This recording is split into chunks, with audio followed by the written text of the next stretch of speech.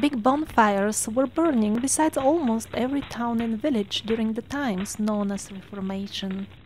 Thanks to those fires, the old books, in which the genuine history of humanity was recorded, was erased.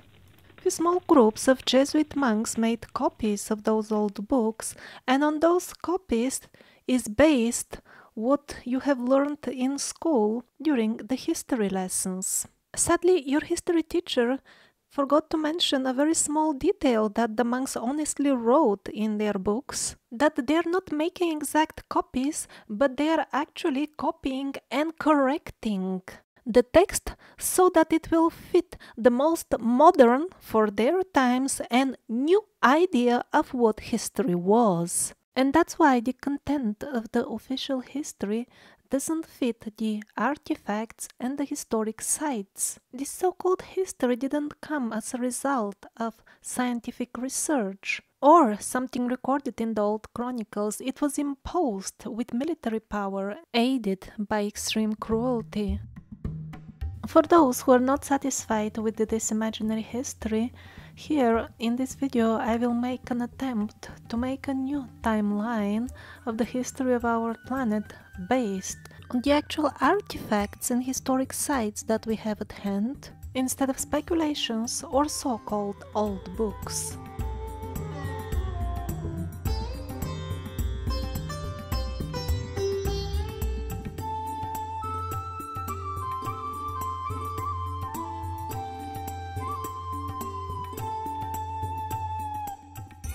Contrary to common spread beliefs, sophistication, technology, and everything else that we tend to label as advanced or civilized is nothing that evolved recently within the last couple of thousand years, but it was probably always there on Earth, coming and going away at different locations at different times, like the waves of the ocean.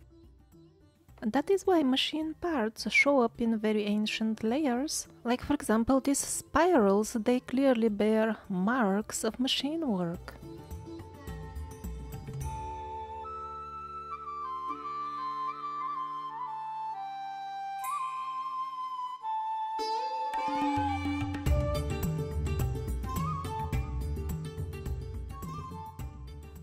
Or for example, this imprint of what nowadays we would call an airplane wheel was found almost a kilometer deep below the Earth's surface in coal layers, which according to the official mainstream geology should be some 300 million years old. The day after this amazing find was made in the Donetsk area of Ukraine, the full mine was submerged in water and closed down. We are lucky to have these images because a worker took them with his cell phone. In US as well, concrete wall was found very deep in the earth layers, and I believe again on the very next day the full mine was closed down and filled up with boulders. But speaking in terms of actually accessible ruins dating from those faraway times of extreme antiquity, probably most of them would be already unrecognizable due to the prolonged erosion.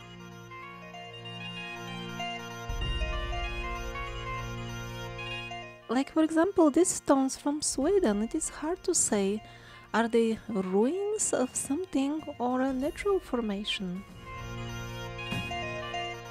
The oldest surviving ruins we have are those of rock-cut underground dwellings that are found all over the southern parts of Asia and Europe, and to some extent both Americas.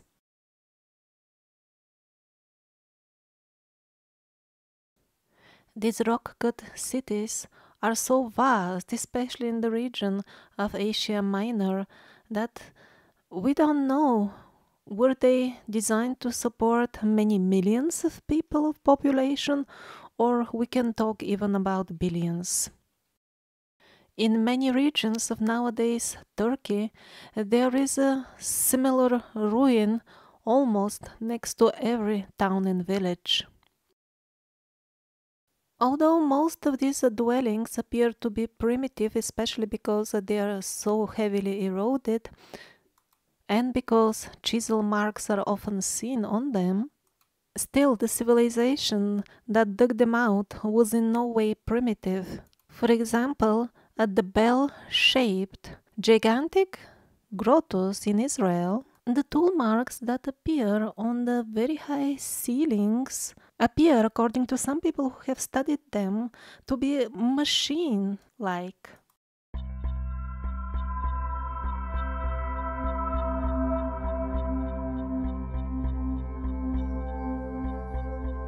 And then in Spain I noticed these curious, maybe tool marks on the floor. Possibly some tool was used to scoop out the stone, because very similar marks are found also in Peru. This is from Peru, this is from Egypt, and then very similar in Russia.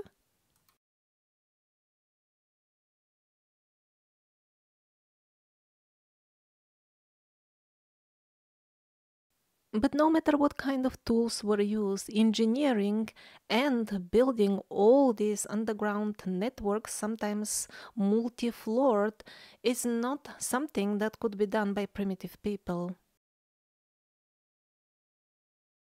Just look at these complexes of giant holes. Savages who have never seen a comb in their life cannot design and carry out projects of this magnitude, as mainstream penguins often try to assure us. And that's when they are kind enough to even accept them as man-made.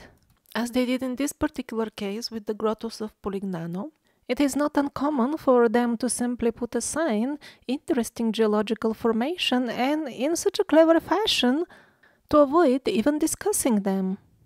But by far the most common trick used to distract the public attention from this amazing network of rock-cut cities, metropolises, is to give the credit of building them to the cultures that were reusing them throughout history. For example, this would be listed as some sort of Christian church, without mentioning a word that it is located in a complex, extremely ancient complex. Another way to make the common people unaware of the existence of this almost worldwide network of cities is to make up fantasy names, often absolutely fraudulent and misleading ones, but always different for the different regions. For example, in Hungary they are telling, oh, somebody must have been breeding bees in them. Israel and Turkey was supposedly full of villagers who were breeding pigeons in them. In Spain, the monks were supposedly building them to meditate in them. And in the area of the Balkans, they are called Thracian altars. And people believe all this because they are shown only a very small fragment of information, only the local one. They are not being informed that there is a uniform worldwide network of cities of uniform style, which happens to be extremely ancient. Ruins of this style are found submerged as low as 80 meters below sea level. And lots of the ruins bear no connection with the current earth level. On the floors of some of them, we see petrified formations that are usually found at the bottoms of oceans and seas, where the sediments petrify after very long periods of time. Sometimes vertical columns that are found inside the rooms of these underground cities, in rooms that are not directly exposed to outside weather, even those columns are so heavily worn out by the elements that only hints are left from them. At a number of places, the very geological layers of the earth have been moving and shifting after these cities were built. They are much, much older than anything built, all the monuments from the last few thousand years, which are more or less near the current Earth level. Don't just believe me, think for yourself what kind of earthquake would have been needed to flip this size of boulders. It is highly preposterous and even laughable on the side of the penguins to try to convince the public that this has been cut in the rock in the last 1 or 2,000 years.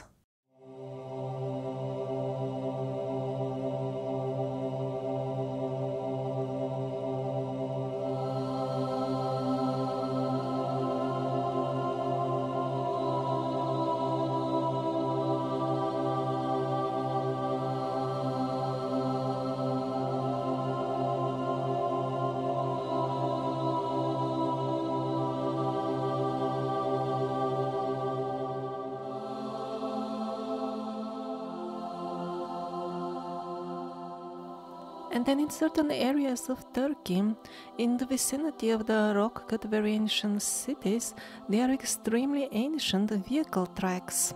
Whether the rock-cut cities and the vehicle tracks are connected is yet to be found out, but one thing is sure, these tracks were left in the soft mud. These images are the ultimate proof. And they are imprints of lots of activity going on besides the tracks. Lots of activity, but not a single human or animal footprint. So it is time to admit that basically we have very little, even general clue what was going on our planet in deep antiquity. And just to avoid misunderstanding, not all ancient tracks were left at the same time period, and not all of them were left in soft mud. For example, these tracks are obviously on a paved road and are surprisingly sharp as well. And then we have the tips of the giant castles of Egil sticking out of the waters. For me, those are some of the most remarkable historic sites on Earth due to their extreme age. What portion of them is underwater, we don't even know. But they give us a rare glimpse of the towers of buildings built many thousands of years ago. I think that is absolutely amazing. Since the title of this video reads timeline, probably many of you would be expecting more years in terms of suggested information of how old all this could be. But in reality, if we have to be honest, we don't have even a single reliable historic or geological method of dating all this.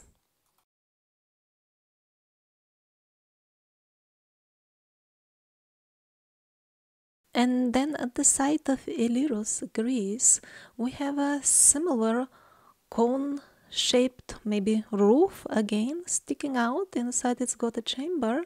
Taken separately, this is neither extremely exciting nor very meaningful. But once we make the parallel that this resembles exactly, actually it repeats exactly the shape of the roofs of the castles of Egil, then we can start making the hypothesis that this was the architectural outside style of this absolutely enormous network of underground cities. Another site that may give us a valuable clue as of the looks, the external architectural looks of these complexes is Yalantash. It is hard to say though if the animal figures belong to the original, very first rock-cut cities here, or they were a result of the subsequent renovations and remodeling attempts. Yes, the situation with the rock-cut cities is extremely complicated. For example, those in Turkey, they were initially built by people of our size and later on used by dwarves and who knows whom exactly.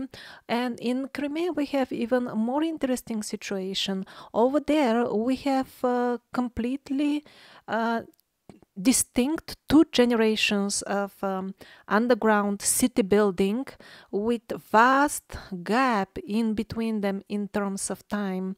I don't know what that vast gap would be in reality, but if we trust the mainstream geological dating, that gap could be even number of millions of years. Well, I don't trust it, but sometimes I quote it just to give a general relative idea.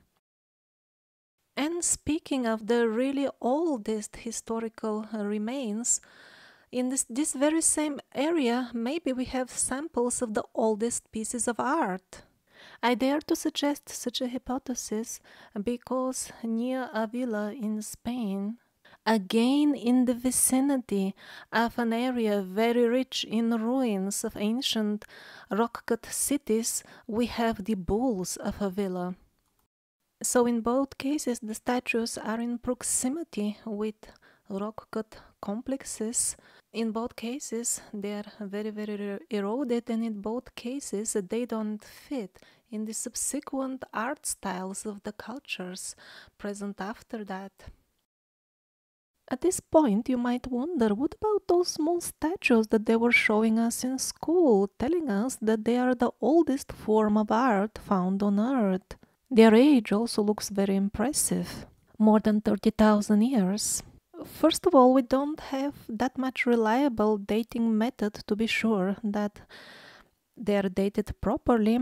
And second, if we assume that these dates are correct, then this would be simply the oldest examples of simple or primitive tribal art, which is a nice style. I mean, people make such things even nowadays. That's nothing new. But what is unfortunate is that when sophisticated and very old pieces of art are found, they cannot be examined and categorized properly by the penguins, because the penguins also have some sort of penguin knowledge and experience, simply because they will not fit in the fairy tales that they are preaching, and that is the best case scenario. Probably the most interesting pieces of art simply disappear before people even get to know about them. It is normal to have very old artifacts with simple tribal art. Even now tribes exist in the remote regions, in the jungles. The problem is that when you tell only half of the story, eventually it turns into a lie because it hides the existence of other, more advanced segments of society on our planet.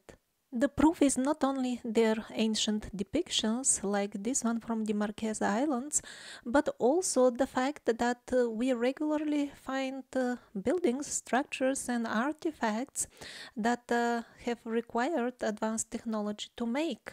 In many cases, even technology that surpasses our current level of so-called advancement. Here we have a depiction of green race from Sigiriya. And it's not just the high-tech artifacts, also the maps, the old maps made with digital accuracy depicting the continents as they were found a very long time ago, for example, Antarctica without ice sheet. If the human race wants to know its true origin, first of all, it should stop considering the legends, fantasies of simple people. The legends are our history. They are confirmed by the artifacts, and also they are found in very similar versions on different continents, which is yet another confirmation that they are not made up, they are not fantasy, they are just common man's record of our past.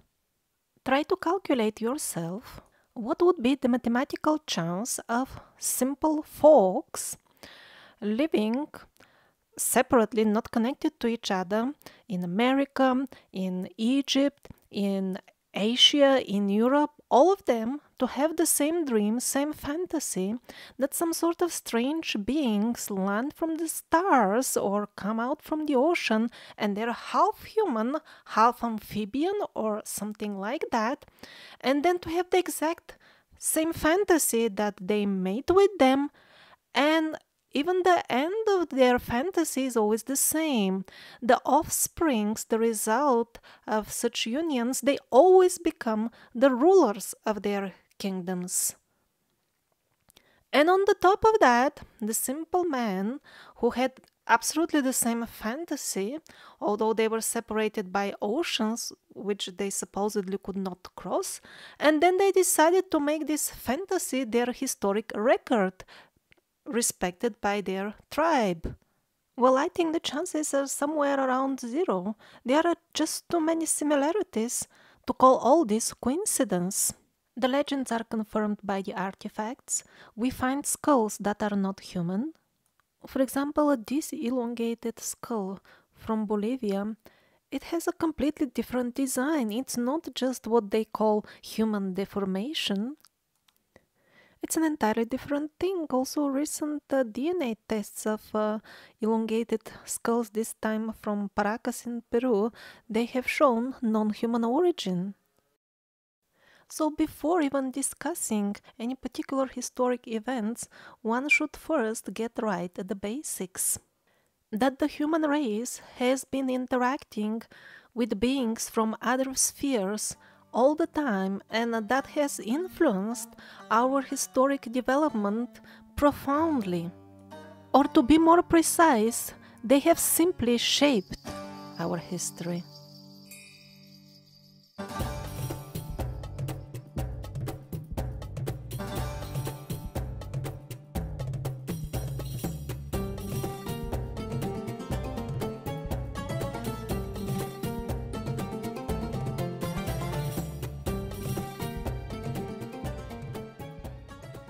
And probably the second oldest type or class of ruins would be the so-called elf castles.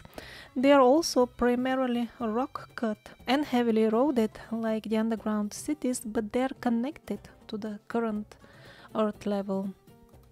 They are found all over Asia Minor and Southern Europe.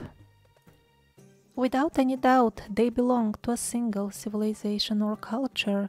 For example, look at these stone niches. One is on the Balkans and the other one in Germany. As if the same stonemason cut both of them, or people looking at the same architectural projects cut them. Even small details like the size of the border in the front, they match. And also the rectangular cuttings inside, they are also practically identical. Even the borders I see are again of uniform size. Officially, they were cut by stupid villagers who didn't know anything that is more far away than the tip of their own nose, but to speak of traveling or connecting to the people on other continents. And this is just a small example. Actually, all the other architectural and design elements, they're absolutely identical all the way from Israel to Portugal. Countless rectangular cuttings with sizes starting from half a meter and reaching, I don't know, maybe even 20 or 50 meters. With identical borders, they're just found by hundreds, if not thousands, all over West Asia and Southern Europe. Officially, they are always attributed to various mutually unconnected primitive tribes on various continents, but the sophistication of these castles shows that they are not the work of primitive people, and the design similarity shows that they were a product of a single cultural civilization.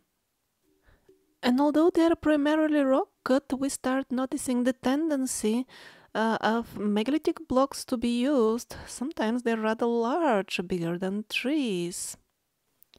It's not sure were they quarried or were they cast out of geopolymer, because sometimes we see the blocks connecting with each other in a funny fashion, like here for example.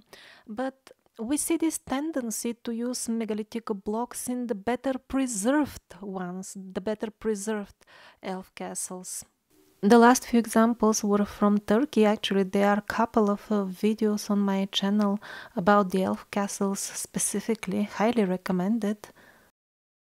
And also add Peppercorn. The whole thing is rock cut in large boulders, but when carefully examined, these large boulders are actually megalithic blocks. Now notice the grid on the floor. This is where the blocks meet. Actually, the megalithic blocks here are so big that the people who live in a tiny matchbox-size universe of reality, who have confined themselves to such a small world view, they simply cannot not see them. They just see the medieval tower on the side, and then they are told that the rest is mystery, and everything gets dated because of one single tower which is indeed in medieval style, but the large metropolis-sized complex around with absolutely huge megalithic blocks. What about that? Well, that simply remains under the radar because of the extreme erosion and the unshakable belief that school history is science. And here we are back to Turkey, where the megalithic blocks were somewhat more obvious, but look at the floor. Same, it looks like the floor of Perperikon. Megalithic blocks the size of rooms. And then one of the numerous elf castles in Spain, Santa Cruz de la Sierra, the megalithic blocks are also visible here. This site in Armenia could easily also belong to the same group. Why not? We see similar gigantic size, same style, polygonal masonry, and of course nobody knows anything about it. Despite the stage of deterioration of the elf castles, still we can say for sure they were not built by primitive people, even only based on the very size of the enormous megalithic blocks. That itself is enough. I don't know, can we even duplicate this? This site in Israel could be a transitional one from the typical Dirankhuyu style underground cities to what I call elf castles, because it combines design elements from the both types. It's not clear if the elf castles builders were continuation of the civilization of the underground dwellers who cut the rock-cut cities, or did they simply find historic ruins and imitate their style or remodeled them? Vehicle tracks or something that looks like that seems to appear besides the elf castles, but sometimes they appear to be rather unusual.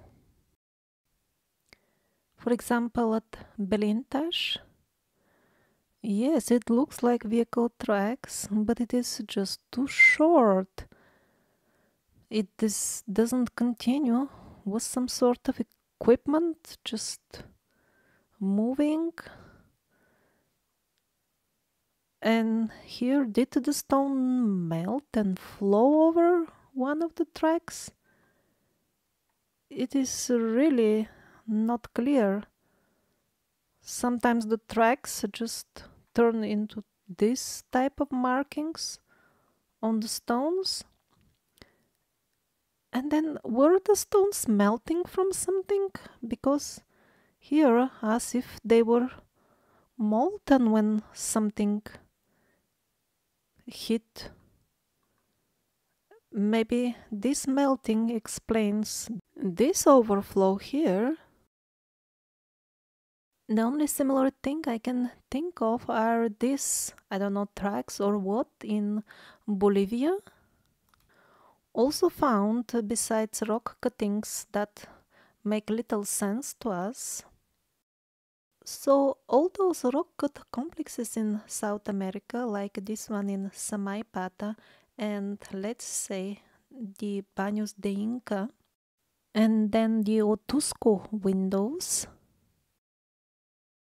and this unidentified rock-cut ruin in the middle of the ocean at Rapa Iti, were they built by the people who made the elf castles, or do they belong to the later category of cuttings found near the famous megaliths in Peru?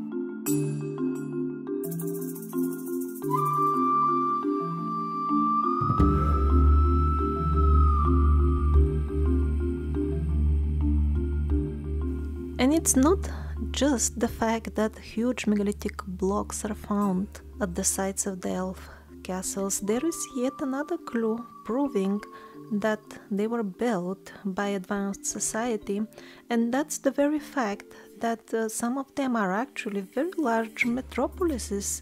It's impossible to even see where they end. It's just kilometers and kilometers of ruins showing here and there.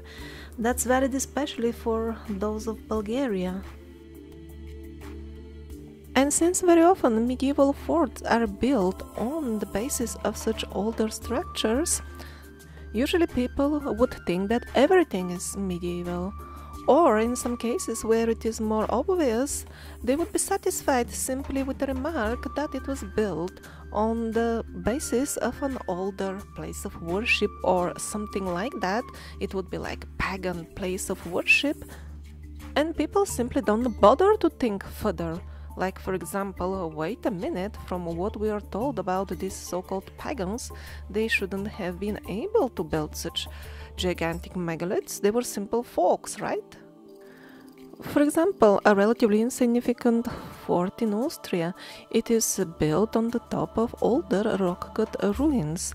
They spread even outside the fortress compound, and they are obviously not cut for the purpose of the fort, because, for example, this is the outside of the defense walls.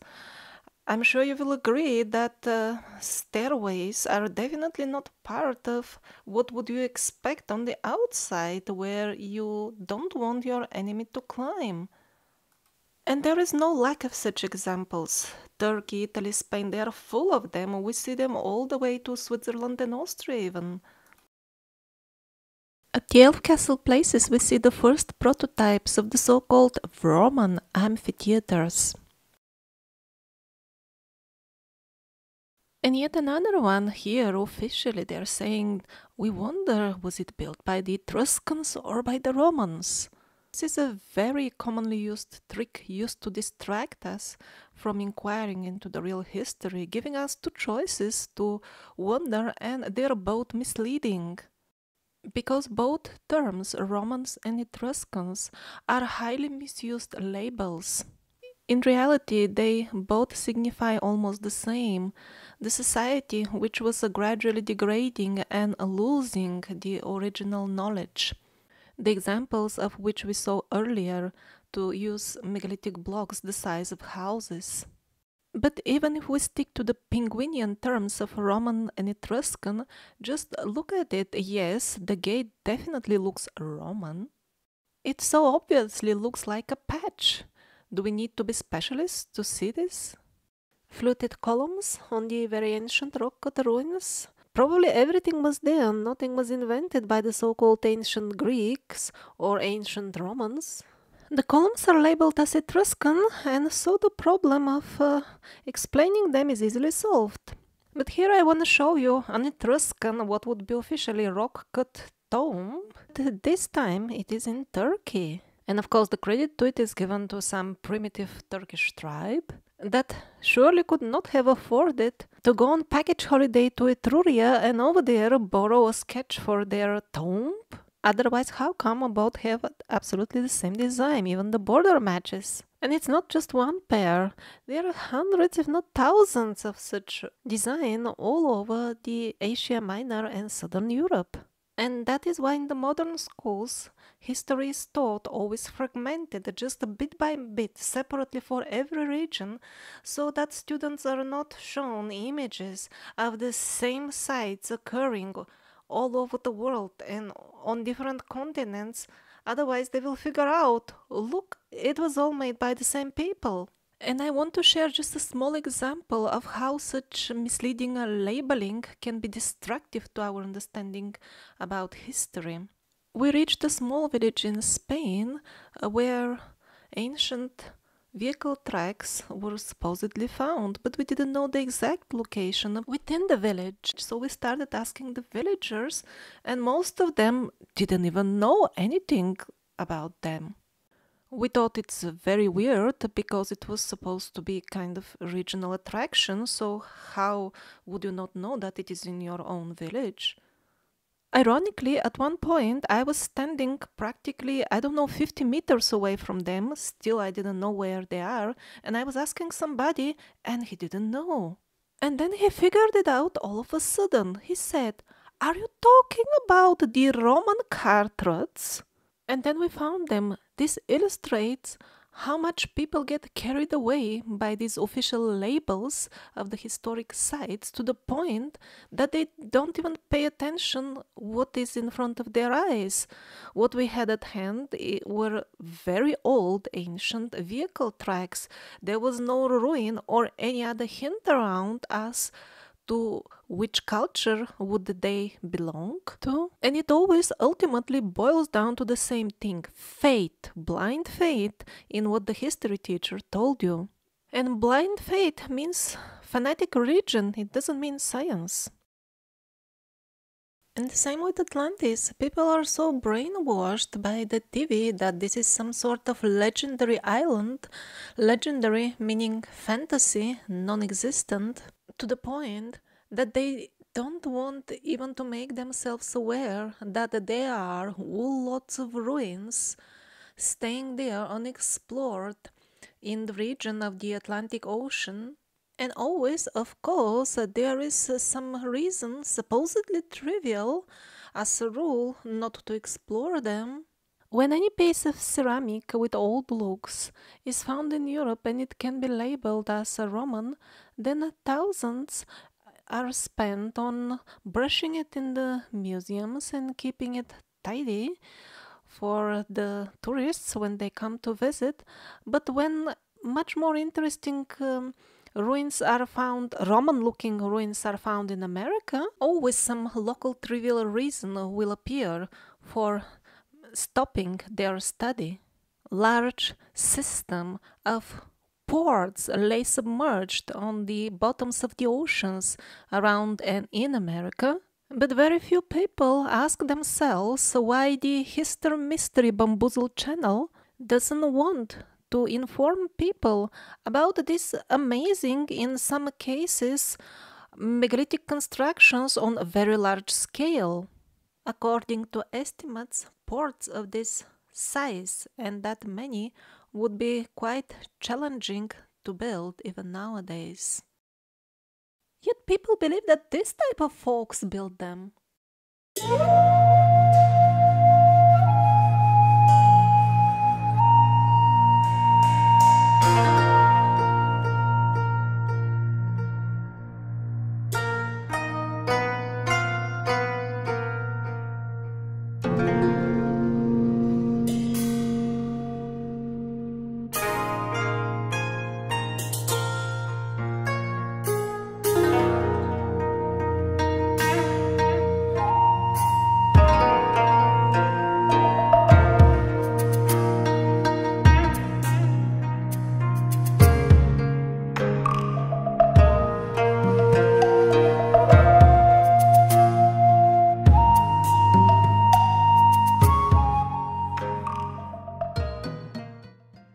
Ruins of similar style are found in the Bahamas, in South and North America as well. This is in Ecuador, although they are not submerged, the style is similar.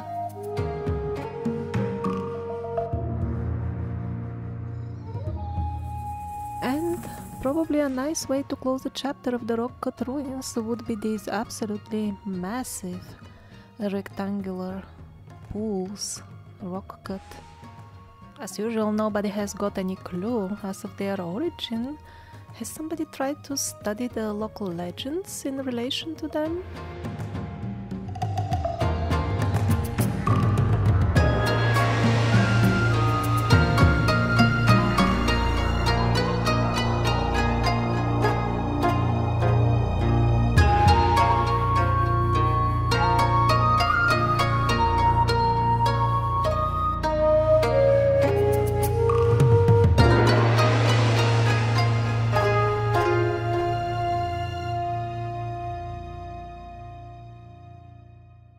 And Atlantis does not seem to be a product of somebody's fantasy after all, because the history of it has been preserved in the traditions on both sides of the ocean. It is in the codices of the native nations in America. They even call it Aztlan. Even the name corresponds to the same island and same story that has been preserved in Europe. So in the Native American codices, we have a record of people escaping a great flood and running to the mainland from Aslan. And then on the other side in Europe, we have a legend. Of course, it has reached us maybe in a highly distorted form because it's from Plato. It means heavily edited, possibly before we get it. But the story and the name matches. And then in old chronicles from the region of nowadays Russia, we hear about this civilization then mixing with the locals, but they still kept the old name. It is clearly said that they were still calling themselves Aslanda. That's how the actual name is written without trying to translate it. And recently I noticed yet another place with traces of forgotten ancient civilization bearing the name of Aslantash. Tash is just an affix, like Belintash and many other Tashes, so when we remove it, it remains only Aslan. This is so close to Aslanda. We don't have any confirmed dates about Atlantis, but from what we can gather so far, it might have met its end somewhere around 20 or 30,000 years ago. There are no dates whatsoever for the rock-cut niches, platforms, terraces found all over from Japan to South America.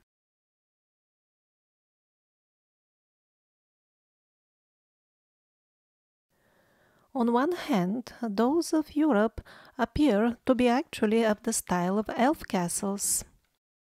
And yet in South America there appear to be a class, a type of their own found along the megaliths there.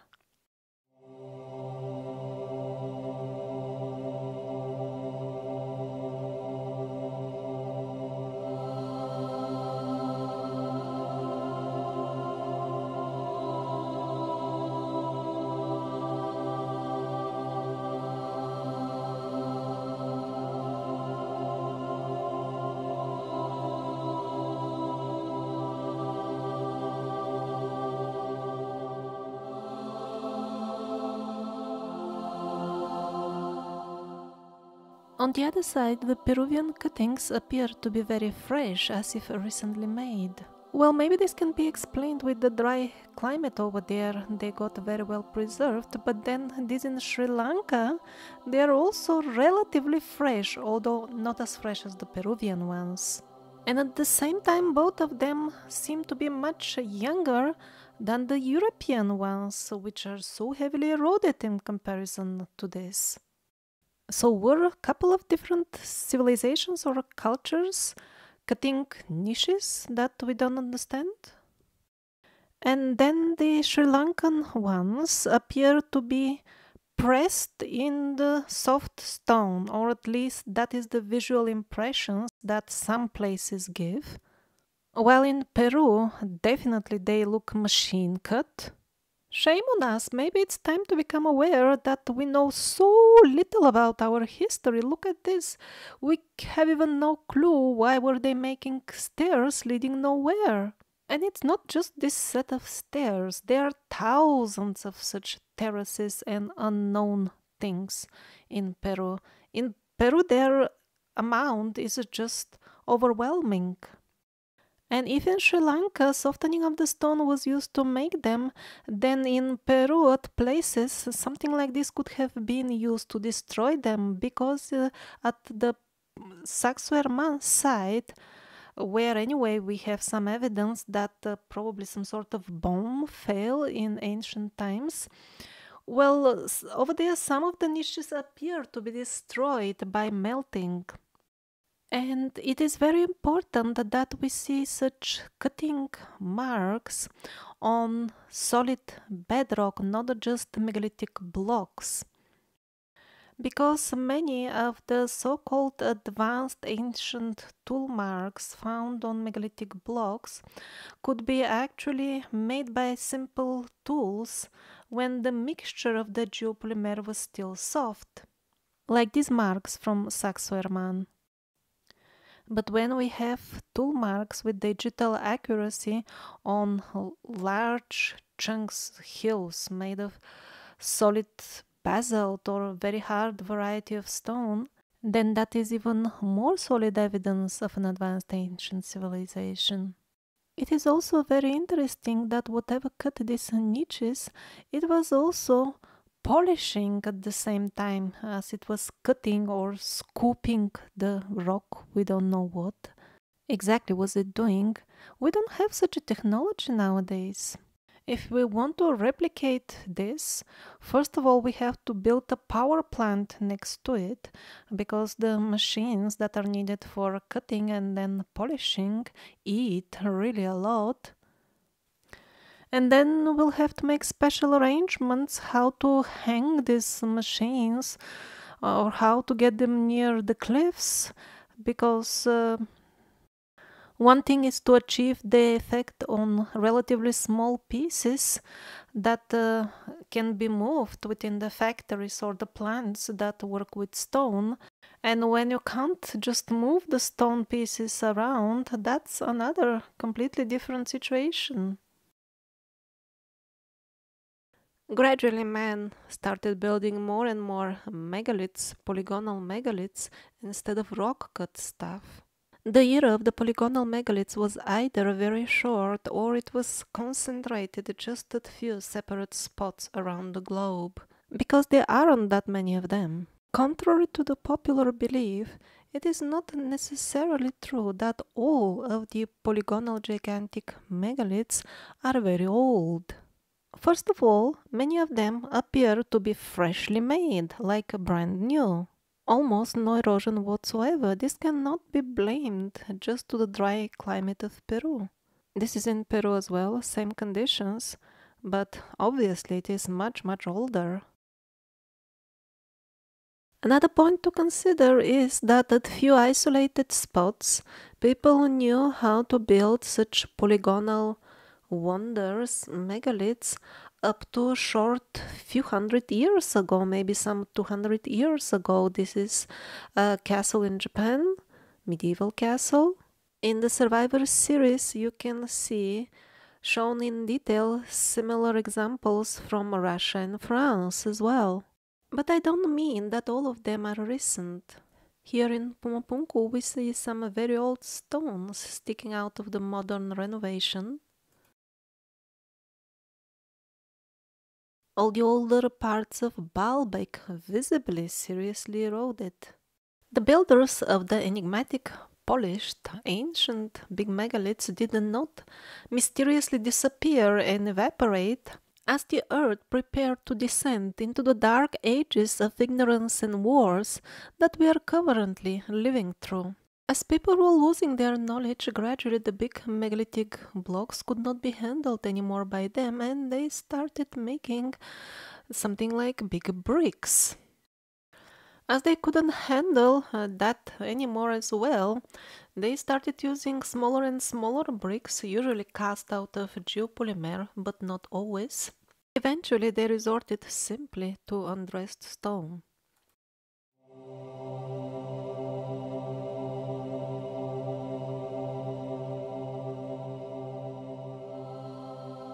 The historic Khmer buildings in nowadays Myanmar, also called Cambodia, are probably the best preserved example of this gradual degradation.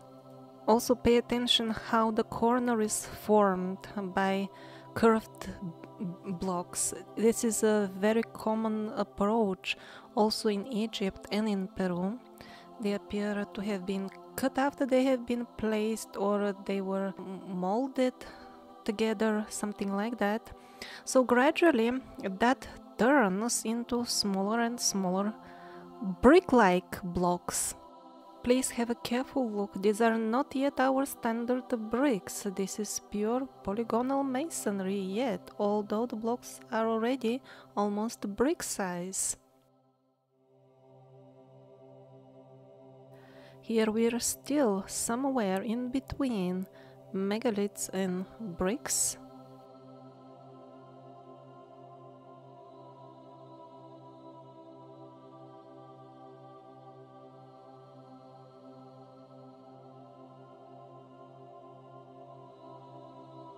And finally, the transition to the bricks as we know them is complete. And the legends, our true history, give a detailed account of how and why all this degradation happened. We see megalithic masterpieces scattered over different continents, and yet they look like as if they came from the hand of the same builder. Yes, it could have been the same builder who built Ollantaytambo and Alacıuyuk in Turkey, because this culture didn't have problem with intercontinental transport. They were advanced. Probably they were those who survived the destruction of Atlantis and continued whatever they could save from the old knowledge. Even as far as Australia, we see their signature. The extremely difficult polygonal stonework. The man who dismantled this wall from the Gympie Pyramid to relocate it could not even put it back together. The original stones fitted together with such precision that once taken apart, they could not be put together so well again, and they had to cut them a bit on the sides to put it together back again. But let's get back to the original builders. They were hunted down, they were at war with the enemies of mankind, and they were losing. They were losing the war badly, and also sudden climatic changes were upon the earth. Extreme climate appeared, probably then the poles froze, and they had to seek other places to live at. And then they started mixing with the uncivilized tribes that were inhabiting most of the earth. The tribes did accept them as their teachers and sometimes even gods. And it is these teachers that gave us everything that we call civilization. Have you noticed that always when we have these perfect, polished, precisely fitting, very big megaliths, usually we don't have carvings on them. All these designs and figures, they always come at the later stages when more recent cultures add them. This is Baalbek, before it was Peru, and here in Egypt. Not sure if the art was never there or it was destroyed, but we may have some curious, very old pieces of art in Turkey. It is a very peculiar and old style, and if it wasn't from the time of those teachers or gods, then they could be the earliest preserved examples of the art of the times when the teachers were starting to mix with the uncivilized tribes. Now, these ones are from Hattusha, but they belong to the older layers with the real polygonal masonry, not the Hittite Hattusha that you might have heard of. And a few more from Alacıuyuk. We don't have many pieces preserved in this style, although it is very interesting and peculiar. And then we have in Mykenæ. They must have really respected it. Was it there or did they bring it from somewhere? They have put it as an emblem and built their whatever palace around it. Although it was already damaged piece when they brought it, you can see the heads are missing, and still they valued it so much that they put it as their most prominent antique already in their times even maybe. Now there are a couple of pieces also found in some Turkish museums, very few of them. And they're amongst other artifacts because officially they belong to, let's say, Hittite carvings or this style carvings, but this is completely different. It's not smooth, it's obviously different than the smooth statues we saw before. On the other hand, the Hittites and so on probably based their art on those older smooth statues. Pieces like this being the examples of this transition.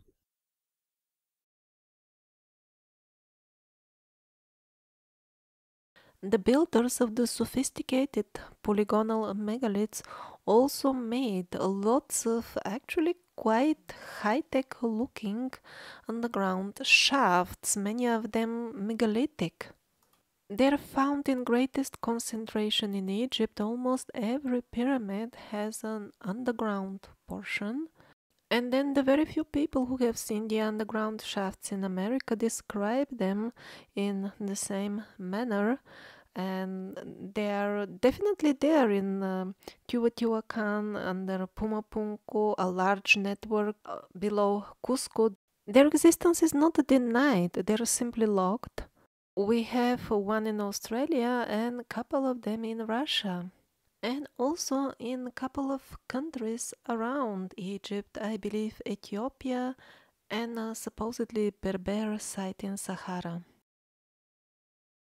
And it seems that at all the places where we find advanced polygonal stonework, we also find elongated skulls. Some of them got studied and they don't appear to be fully human as well. And even when they look fully human, often they seem to be foreign to the area where they were found. For example, in South America, they would be red-haired. In Europe, it seems, according to legends, officially only legends, they would belong to foreigners who would somehow come and occupy always the governing positions. They would become kings, rulers, this type of people.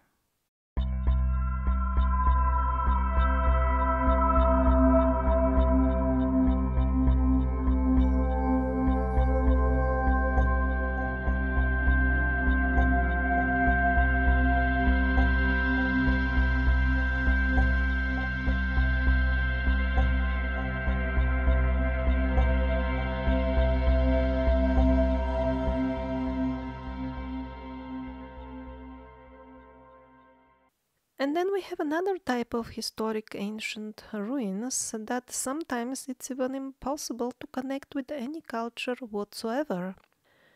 These are the stone quarries.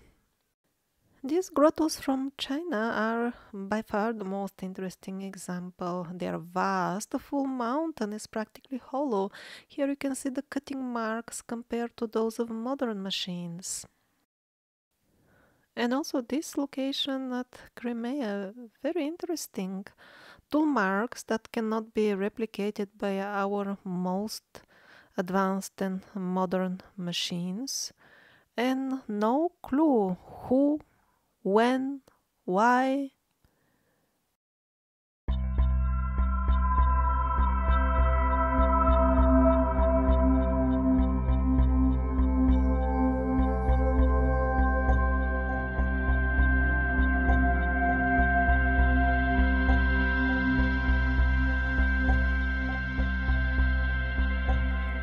And then we have a group of other quarries that could be connected to certain cultures, maybe, but they have their own sets of unanswered questions.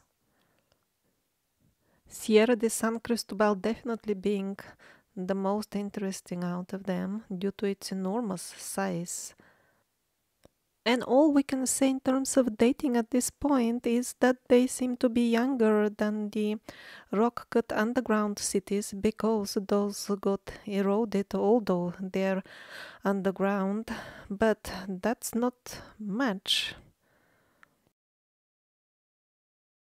We have another type of ruins that occur mostly in Asia, but also maybe in this European part here. Actually, there are a couple of dozens in this region. Officially, they belong to the Bronze Age era, but in reality, they are too high-tech for the way Bronze Age has been described to us. And also, this one, they started excavating, they covered it back. This one, Arkaim, they tried to close down. This one, they submerged in a dam. And they seem to be connected with smelting metal.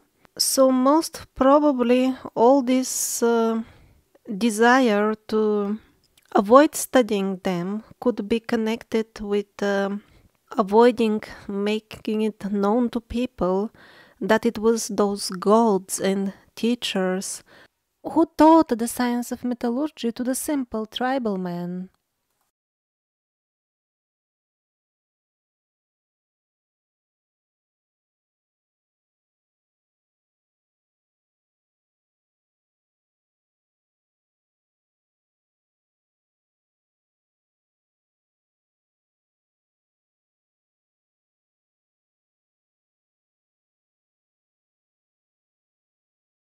And it wasn't that long ago that we were sharing this planet with giants and tribes of dwarfs. Relatively well-preserved bones of giants are found practically all over the world. For example, in Sardinia, some elderly people still remember how they were taking out them from the nuraghe, never to be seen again. I always wonder if the nuraghe of Sardinia are somehow connected with the stone circles in South Africa. Not only both are circular, but also they both like windows. And then also Malta, it is known as the island of the giants. Well, modern school children are indoctrinated that those are just stupid legends. There were no giants at all. That's all fantasy, but to say that these giant megaliths were built by some absolutely primitive people who found some interesting mud that was turning very easily into stone and they built all these amazing things, that's more of a fantasy to me. If even uneducated people could make such durable and actually stylish, environmentally friendly buildings just putting mud together, then why are we killing Mother Earth, polluting it with our enormous cement industry, which is very poisonous, by the way, and still we can't make it to look that beautiful and so durable? And then the dwarfs managed to tolerate us even longer. We have much more artifacts and remains from them, and they're even still here now at some places underground. We have very tangible evidence from them in Central Asia, in Siberia. I put that in a special video, and then recently I visited Erdstelle. Sometimes they have rooms where we can fit, but they have such a tiny uh, living quarters and tunnels that I don't know how people don't connect them with dwarfs. Although I did not meet any dwarfs personally during this visit, I think this hypothesis is really the best one because it's not just the passages and the doors of this size. The one we visited had a tunnel some 50-60 centimeters high and even more narrow, which went on for many meters, and my friend, he started getting worried because he was always hoping we'll reach a wider place where he can turn back. He's 175 high and very slim, and he had difficulty crawling through it. These are some actual artifacts found in the dwarf abodes of Asia. And to get back to our visit to the Erdstall, the question arises, if a slim and not very tall man cannot even walk through the tunnels, cannot go through them, then how he can hit with a hammer and make them? It was impossible to take photographs even with the camera that we were holding in our hands in this situation. Movements were that much restricted. So to assume that a human of our size could have been hitting a hammer in this situation is absolutely ridiculous. And then I tried to discuss this point with a historian, a very lovely lady local to the area, but it was just like a wall immediately. Oh yes, we know about them. This is a mystery. This cannot be solved. This nobody knows. This penguin trick of the mystery, it really works very well. Once something is stamped as a mystery, any suggestion made about it, any hypothesis will be immediately considered fringe and aliens and nonsense and non-scientific by default, even if it is absolutely logical. So the case with the dwarfs perfectly illustrates how, let alone the legends, even some stories that are printed in the children's fairy tales books are much closer to the real history than some of the nonsense taught in schools. At the times when those gods or teachers who survived the destruction of Atlantis were educating and governing as well the planet, there was a lot of international and intercontinental travel going on. For example, in the Survivors episodes, we reviewed tangible presence of black people in Europe. Often they had respectable positions as nobles and governors. Then we had considerable African and European presence in both Americas and European presence in Australia and Africa. Those gods or teachers first were using the technique of casting, probably in the most cases, huge polygonal megalithic structures, and at later stages it turned into use of cement. This is a common sight at the old temples all over Southeast Asia, and that is a large chunk of the planet. Cement on the top of bricks. And then we have that very same cement used in Teotihuacan. It says extensive use, extensive. Few spots even survived the so-called restoration. That very same cement was used in Europe all the time, from Malta through the times we tend to call Roman, and then very few people actually pay attention that many of the medieval castles in Europe are cast out. But out of all historic figures, there is a single one most revered and most remembered. Jesus Christ. We don't even know how he looked like, or even when did he live. Although commonly believed that it was 2000 years ago, I personally find the Fomenko's version of 1000 years ago to be much more plausible. Well, that doesn't even matter, but it matters that we didn't manage to keep even a single original record of his actual teachings. But wars are like that, books are lost, the knowledge is forgotten. And this war seems to be going quite a few thousand years already. Entire cultures seem to be buried under sand, like for example Egypt. Villages and entire temple complexes are found under many meters of sand. Doesn't look like a natural process of formation of deserts when rivers drag and grind rocks into sand for millions of years.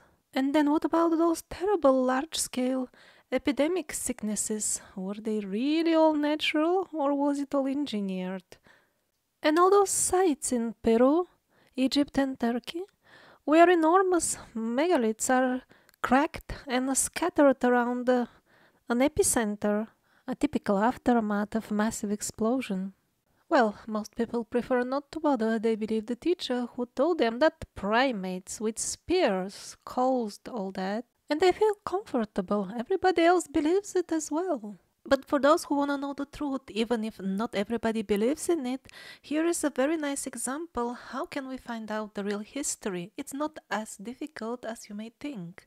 Dmitry Nikulin is just a young lad from Belarus. His hobby is to research places of power. Now, from people who claim to have astral abilities, he has heard that they have visions around the lake of Svityaz. They have visions of a busy town, although it is just around all fields, and this lake suspiciously round. Now, the official explanation of the origin of this lake is that certain earth layers gave in into the cavities inside the earth. They basically fell down, and then a hole was formed, which later on filled in with water. The local legends tell a completely different story. They say that there was a town, city here, and these people, they had enemy, and when the enemies approached during war, the city started burning, and then it just fell into the ground, burned down, and then everybody who was touching the burned town also was getting sick and dying. Over there he found a bunch of old maps which were actually surprisingly accurate. All the lakes, all the towns were there, supposedly where they should have been, except this one, this lake that he was investigating. That was nowhere to be found. Instead of that, there was a town, a city, where it supposedly it should have been. And that's not in some faraway age of dinosaurs, just couple of 200-300 years ago. So why are they teaching these things in school? That in some far, far away age, when the face of the earth was forming, some layers fell down? No, it happened very recently, and the layers fell down because there was war. And think for yourself, what kind of weapon could make the city fall like immediately in the ground, and then whoever comes and touches it also gets sick and dies. And I'll give you a clue, this is not the only town and city that has disappeared under such a natural round crater, and high radiation levels can be still measured on some of them. And all this was happening some, let's say, 200 years ago. Even in America there were very strange fires at that time, like flares of flames were jumping over lakes, turning, flipping over even trains. And then officially we are told that the crops were burning. What kind of crops burn like that? And why this distraction? What was the target? Actually, under the extremely misleading term of neoclassicism, lay in disguise the last remains of the old knowledge of those teachers or gods. It wasn't just a decoration style born of the sentiment of nostalgia for the old times. No, people still remembered somewhat the old times. That's why they knew how to build those amazing polygonal megaliths. In the Survivor series, I have provided detailed examples for that with the megaliths of St. Petersburg and the aqueducts of France. Also, the megalithic pieces from Japan that we saw earlier, they are part of a star fort, not something extremely ancient. Some of the engineering masterpieces of that time are of quality higher than what we have nowadays. The star forts were built by people who still understood the practical meaning of sacred geometry. People who still felt to some extent the pulse of their mother, the nature, Earth. And then the last few remaining molecules of that knowledge were lost during the times of so-called Industrial Revolution. I can't put it in better words than Jane Roberts did in her Seth books. That's why I will simply include a quote from her book. In Western culture, since the Industrial Revolution, after about 1760, the idea grew that there was little connection between the objects in the world and the individual. Now this is not a history book, so I will not go into the reasons behind this idea, but will merely mention that it was an overreaction, in your terms at least, to previous religious concepts. Before that time, man did believe that he could affect matter and the environment through his thoughts. With the Industrial Revolution, however, even the elements of nature lost their living quality in man's eyes. They became objects to be categorized, named, torn apart, and examined. You do not dissect a pet cat or dog to love it. So when man began to dissect the universe, in those terms he had already lost his sense of love for it. It became soulless for him. Only then could he examine it, you see, without qualm, and without being aware of the living voice that protested.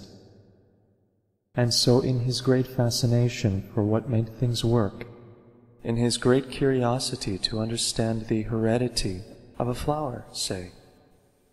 He forgot what he could also learn by smelling a flower, looking at it, watching it be itself. So he examined dead nature. Often he had to kill life in order, he thought, to discover its reality. You cannot understand what makes things live when you must first rob their life.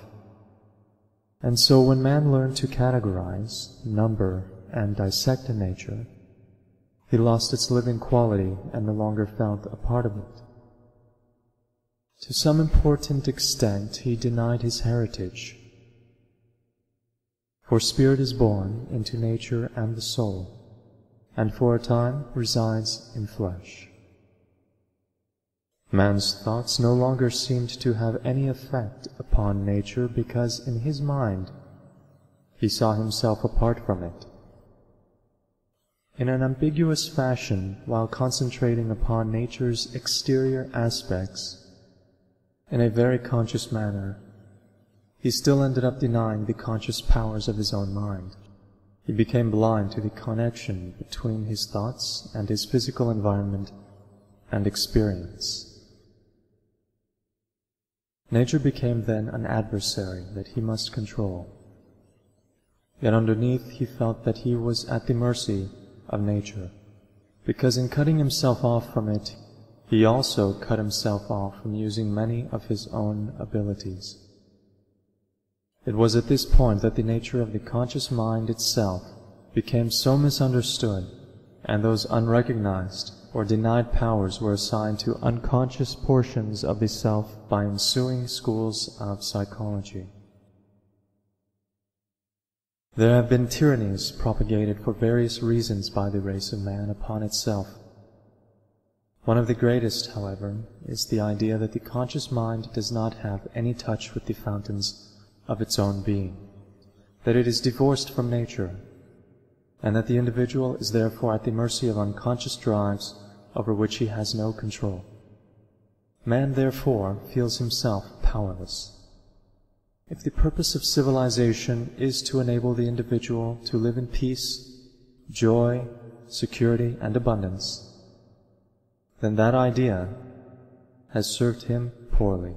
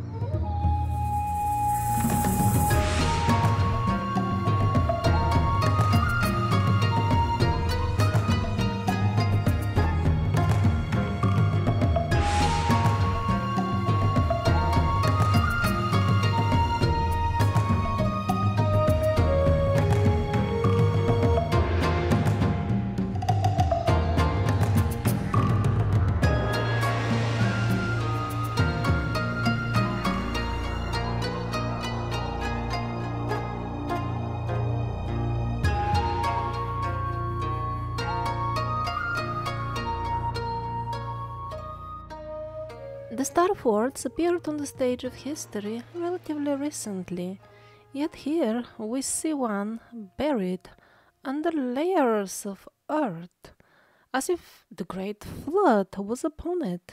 I agree that it could have been some local violent landslide that caused all this if it was just an isolated case.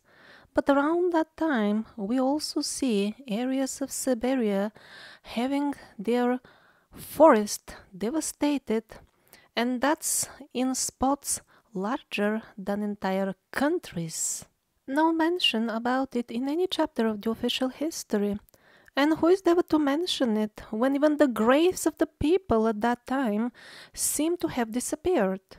After I published the material on why entire cities built in neoclassical style are also buried under such thick layers of clay, then I received a lot of response from all over the world. People on the Balkans, in Hungary, Budapest, and couple of cities even in America reported the same thing. Entire quarters of towns built in neoclassical style are buried 1, 2 stories below earth, and there is no explanation and often even no mention about it in the official history records. So if mankind is gullible enough to forget things that happened 200 years ago, do you really expect that the history of 1000 or couple of thousand years ago will be correct? Before finding out its true history, humanity will first of all need to cultivate courage, because lots of it will be needed for people to honestly face the fact that they have lived most of their lives based on wrong concepts.